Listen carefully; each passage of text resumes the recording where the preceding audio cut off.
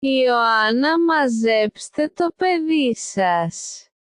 Ο Μάριος τελευταία είχε συμπεριφορά στο YouTube, ακούστε καλά, αντέγραφε έναν φαν μου, του έπαιρνε τα βίντεο, έκραζε την χαρά στα μάτι χωρίς λόγο. Η χαρά στα μάτι είναι μια φαν μου και τον έχει κάνει απόκρυψη. Έκανε και άλλο κανάλι το παιδί και με έβριζε στο Γλώσσα Έτσι.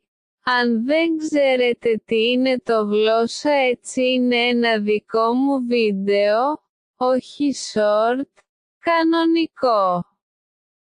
Για να το βρείτε πηγαίνετε στην κατηγορία βίντεο και θα δείτε μια γλώσσα και τίτλο βίντεο.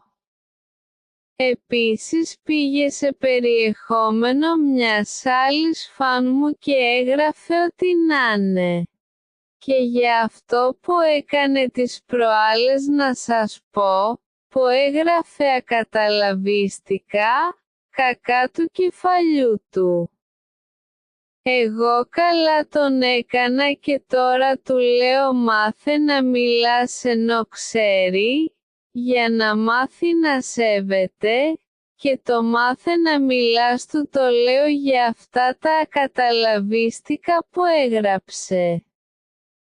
Ναι θεατές, η Ιωάννα είναι υπεύθυνη να τα ακούει, γιατί είναι η μάνα του.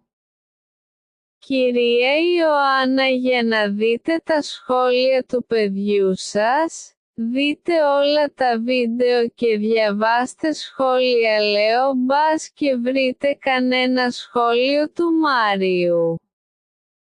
Αυτά δεν ήταν απλά παράπονα, ήταν ενημερώσεις.